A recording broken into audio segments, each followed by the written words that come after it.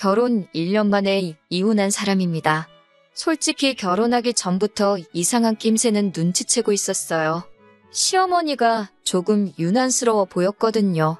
제가 착한 며느리가 되고 싶었던 것도 아니고 시집살이에 관한 거라면 치를 떠는 사람이에요. 다른 사람도 아니고 저희 어머니께서 제가 어릴 적에 할머니 모시고 살면서 시집살이를 했거든요. 그때 어머니가 당하는 거 보고 자라서 그런지 엄마처럼 보고만 있지는 말아야겠다 다짐하기도 했습니다.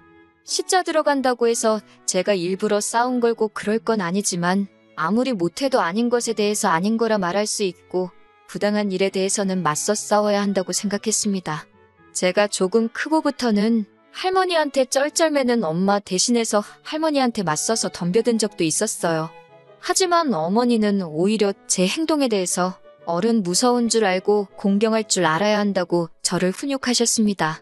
하지만 어머니 속뜻은 어른에 대한 예우는 반드시 갖추고 부당한 부분에 대해서는 목소리를 높이라고 하는 말이셨어요.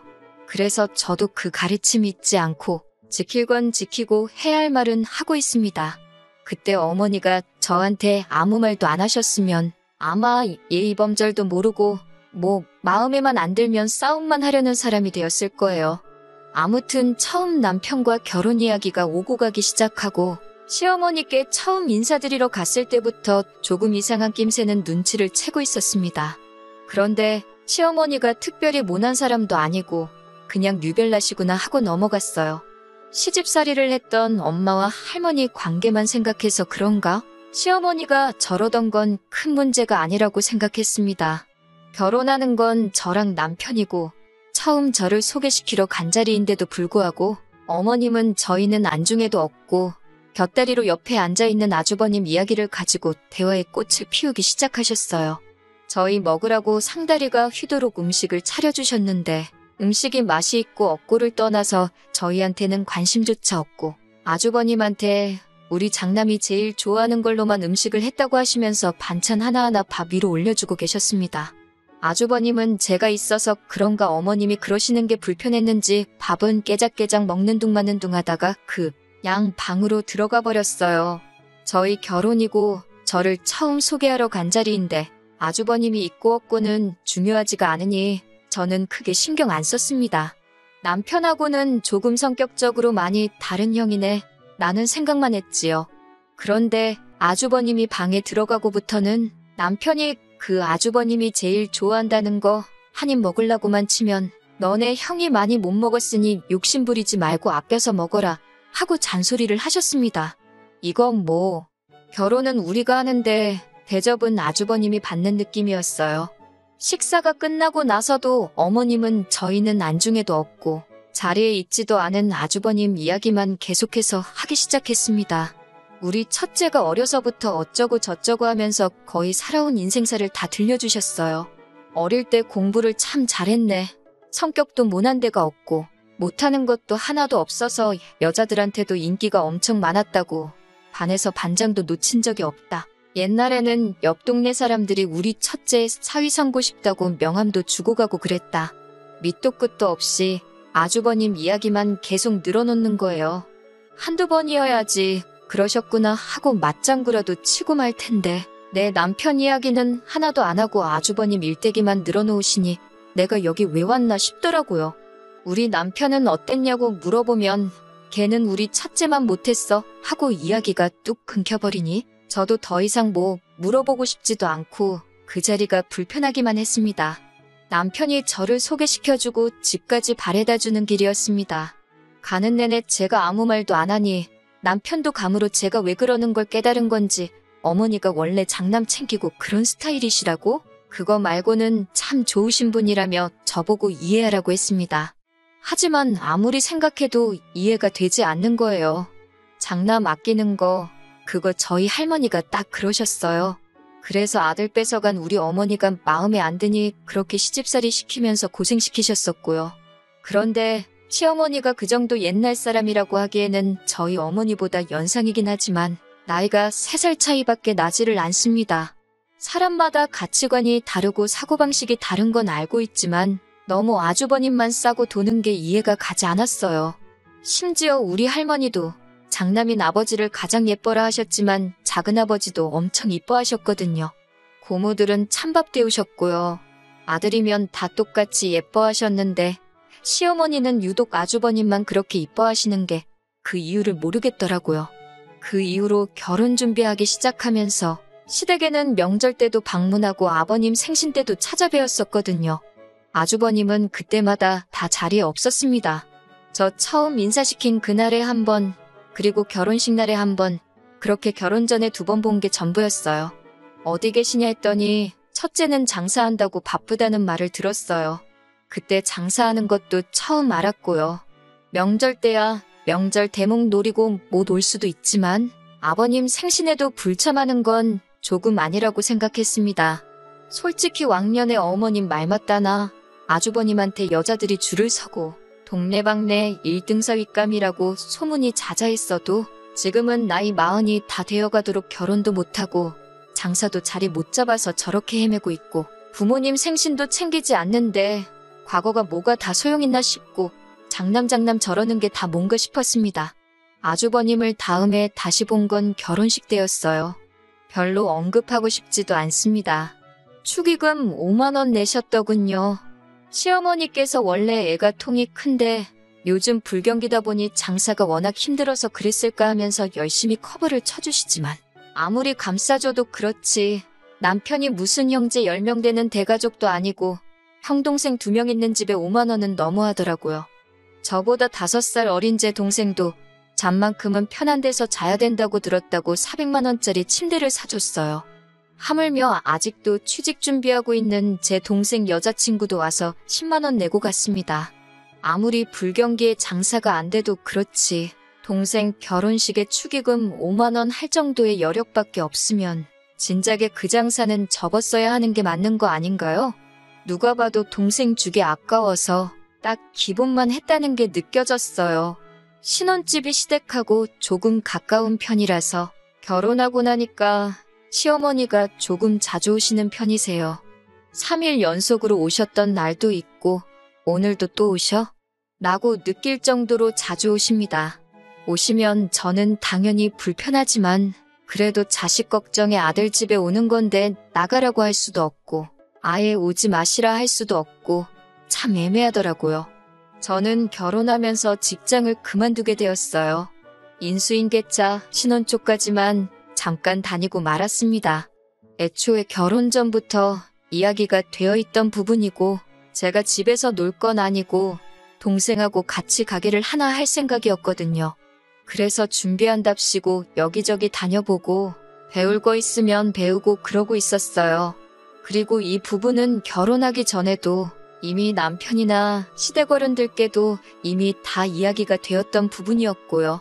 그런데 어머님이 저한테 쓸데없이 허파에 바람 들어서 딴 거 할 생각 하지 말고 어차피 니네 아주버님이 장사를 하고 있는데 아주버님 장사랑 연관돼 있는 거 배워서 거기 가서 일을 하라고 하시더라고요. 요즘 인건비도 비싼데 가서 아주버님 도울 생각을 해야지 뭔 가게를 한다고 그러냐고 하는데 이때는 정말 제 목소리를 내야 할 때라고 생각해서 어머님한테 딱 잘라서 거절을 했습니다. 인건비도 비싸다는 말은 왜 하신 거냐고 제가 가서 도와드린다고 해도 인건비는 똑같이 나가야 하는 거 아니냐고 하니 가족끼리인데 힘들 때 서로 도우라니 어쩌냐 하시는 거예요.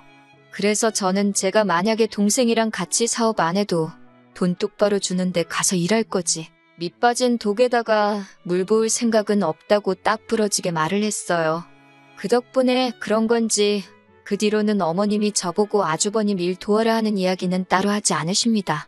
그런데 차라리 아주버님을 도우라고 하는 게 마음이 편할 만큼 부담스러운 부탁을 하기 시작하셨어요. 제 주변에 아는 사람 있으면 아주버님한테 좀 소개도 시켜주고 그러라는 거예요. 솔직히 저는 아주버님 진짜 남편감으로 별로라고 생각하거든요.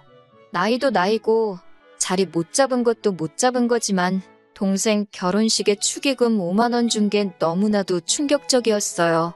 가족한테도 저렇게 돈을 안 쓰는데 여자한테 돈을 쓰면 얼마나 쓰겠어요. 돈 많이 쓴다고 무조건 좋은 사람이라는 건 아니지만 저 씀씀이 가지고는 누구를 만나는 게 예의가 아니라고 생각해요. 장사가 안 돼서 그랬다는데 솔직히 그 나이에 아직도 경제적으로 독립 못하고 있는 것도 한무하지요. 애초에 장사가 잘 돼서 돈이라도 많았던 적은 있는지 싶었습니다. 모르긴 몰라도 제가 20살 돼서부터 경기가 좋다는 뉴스나 주변 사람들 반응을 본 적이 없는데 저 아주버님이 잘 나갔던 적이 있는지부터가 의문이었어요. 아는 사람 없다고 대답을 몇 번을 드려도 어머님이 니들만 잘 살면 되는 거냐고 하면서 매일같이 닥달하고 귀찮게 하니 아무리 못해도 한 번은 해주고 나서 안 된다고 말을 해야겠다는 생각이 들더라고요.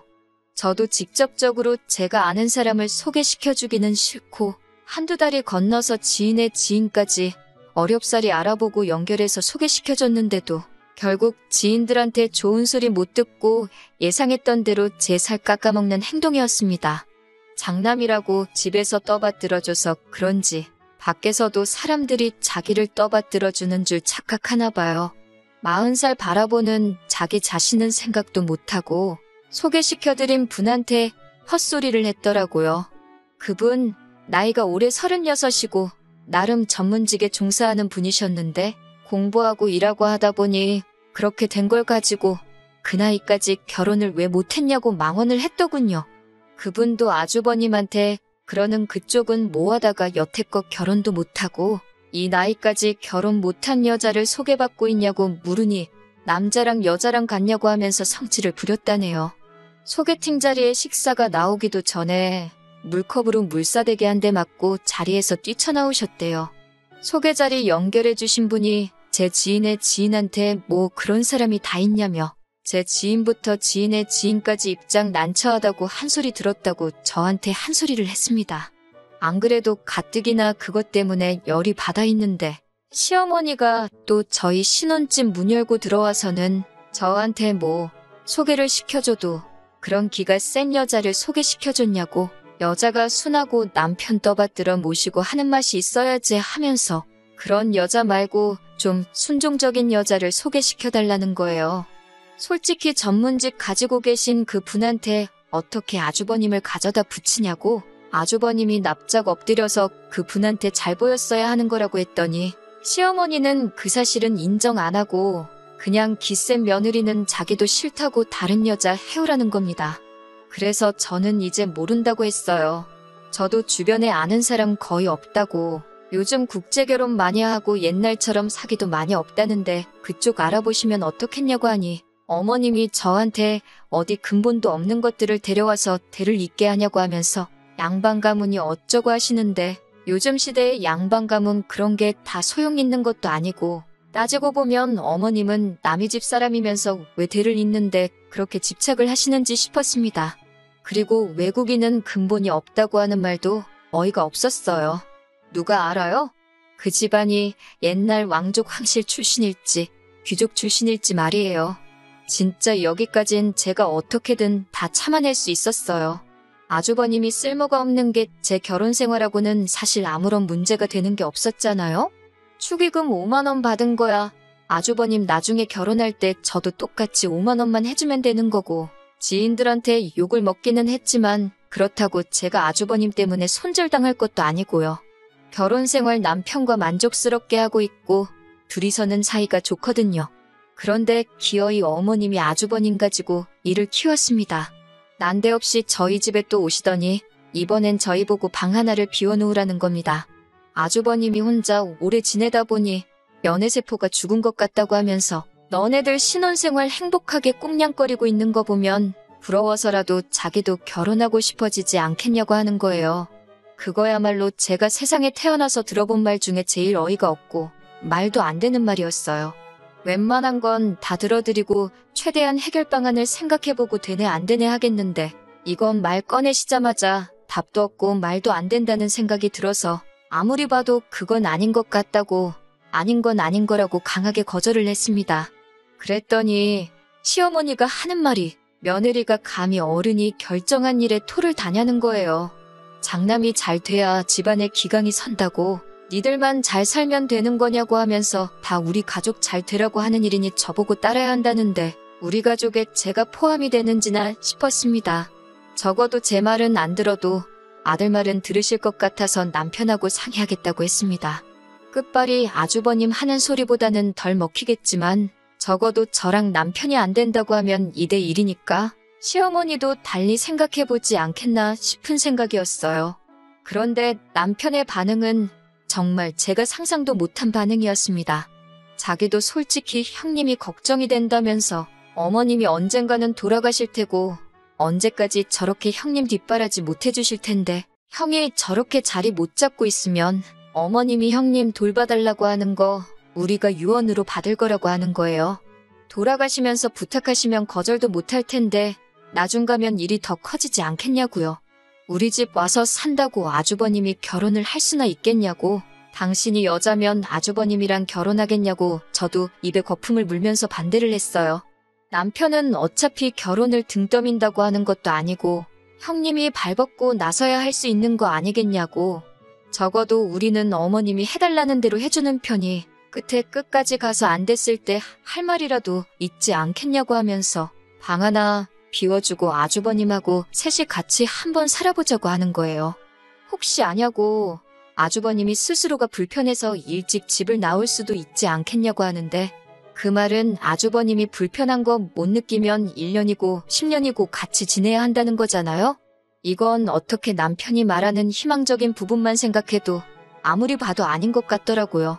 친정어머니 할머니 때문에 밖에도 마음 편히 나가지도 못하고 아버지 퇴근 시간 2시간 전부터 저녁거리 구해다가 밥해 먹이는 삶을 사셨는데 제가 딱 그러고 있을 것 같은 생각이 드는 거예요. 그 대상이 할머니가 아니고 아주버님이지만 모르긴 몰라도 아마 아주버님이 저 집구석에서 어머님 아버님 앞지르고 사실상 서열이 제일 높은 상전 중의 상전인데 차라리 시부모님을 모시고 살면 살았지. 제 고생길이 열리는 소리가 들려왔습니다. 밥솥에 밥 해놨다고 지 혼자서 반찬 꺼내 밥 차려 먹을 위인으로 보이지도 않고 저는 앞으로 동생하고 같이 할 사업 준비도 해야 하는데 이거 뭐 팔자에도 없는 아주버님 뒷바라지 해주는 식모살이가 안 봐도 눈에 선하더라고요. 남편이 아무리 하기 싫어도 한반년 정도는 해보고 못하겠다고 하는 게 좋겠다고 하는데 반년은커녕 반나절도 그렇게 하고 싶지가 않더라고요.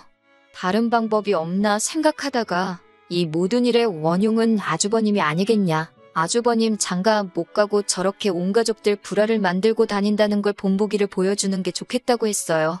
그래서 아주버님이 이 집에 오는 게 아니라 남편한테 너가 짐 싸서 시댁으로 가라고 했지요. 그리고 더 이상 아주버님을 데리고 사내 만에 어쩌네 하면 그냥 이혼하자고 했습니다. 그러니 남편이 저보고 너무했다고 하는 거예요. 지금 말 다 했냐고 누가 너무한 건지 설명해보라고 했더니 가족이고 한 식구인데 너무 우리만 생각하면 안 된다는 겁니다. 그걸 계산을 못했어요. 저희 할머니도 작은아버지 이뻐라 하셨다고 했잖아요.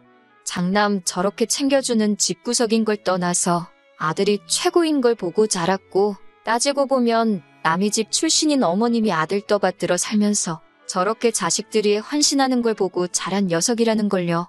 며느리가 희생하는 게 당연하다고 생각하는 사람인데 그런 사람하고 더 미래를 봐봤자 제 꼴이 어떻게 될지 딱 보이더라고요. 그래서 알겠다고 말하고 그냥 제가 짐 싸들고 집 나와버렸습니다. 더 화해하고 풀 것도 없고 억지로 엎드려서 절받아 뭐하냐고요? 지금 아주버님 이야기 마무리 지어도 이혼 안 할 거 아니라고. 당장 내일 모레 되면 또 아주버님 일로 이런 말도 안 되는 요구를 할 게 뻔한데 참고 살면서 더 더러운 꼴 보기 전에 갈라서자고 했습니다. 어차피 반반 결혼했고 이제 1년 결혼 생활했으니 깔끔하게 반 갈라서 합의 이혼하자고 했어요. 합의 이혼 안 해주면 어떻게든 내가 변호사비로 손해를 보는 일이 있어도 소송까지 가서 뜯어낼 수 있는 건 다 뜯어내고 말겠다고 울음장을 놓으니 남편도 이런 제 모습을 처음 봤는지 짐 싸들고 나가는 저를 붙잡지도 못하더라고요. 친정에 왔더니 남편한테 전화를 받았는지 시어머니한테 불이 나게 연락이 오네요. 노총각 인생 망한 장남 뒷바라지도 힘든데 둘째 이혼시켜서 다시 밥 해주고 출근시키고 뒷바라지 하려니까 그건 싫은지 저보고 돌아오기만 하면 묻지도 따지지도 않고 이번 일은 용서해 줄 테니까 마음 돌리고 돌아오라고 하는 겁니다. 그 와중에도 저를 용서해 준다는 소리를 하는 거 보니 알아서 종지부를 찍어주시려고 그러는 것 같더라고요. 그래서 저도 더 이상 어른이라고 예우해줘야 한다는 생각은 들지 않고 할 말은 해야겠다는 생각이 들었어요. 아주버님 그렇게 만든 거 다 어머님이 그런 거라고. 어머님 안 바뀌면 아주버님 절대 안 바뀐다고. 1년간 잠깐 가족으로 지냈으니 걱정돼서 해주는 말이라고 일침하고 전화 끊어버렸습니다. 시어머니는 다시 전화와서는 제가 아주버님에 대해 한마디 했다는 사실에 열불을 내시더라고요. 바뀔 거라고는 생각도 안 했지만 애초에 뭐가 문제인지도 모르는 사람한테 말해봤자 속이에 경익는 거나 마찬가지 아닌가 싶어서 그냥 평생 소중한 아들 끼고 사시라고. 한 명으론 부족하실까봐 제가 가져간 둘째 아들도 돌려드리겠다고 하고 말았습니다. 그렇게 이혼하게 되었어요. 이혼녀 딱지가 붙은 게 다 제가 보는 눈이 없던 제 잘못이지 누굴 탓하겠어요? 그래도 하나 후련한 건 얼마 전에 제가 두고 간 짐을 찾으러 저 남편하고 살던 그 집에 다녀간 적이 있는데 어머님이 자식들 뒷바라지를 포기한 건지 아주버님이 들어와서 남편하고 같이 둘이 살고 있더라고요. 집골은 언제 청소를 한 건지 상태가 말도 아니고 집안 곳곳에 배달음식 쓰레기들이 아주 집에 굴러다니고 있었고요. 그 꼬라지 보니까 이혼을 해도 100번 잘했다는 생각이 들었습니다. 저기서 제가 저 자식들 뒷바라지하고 있었을 수도 있단 생각을 하니 정말 까마득하네요. 요즘 이혼한 게 뭐 흠이나 되나요? 제가 잘 배우고 능력 있고 그러면 누구도 저를 무시 못할 거라 그렇게 생각합니다.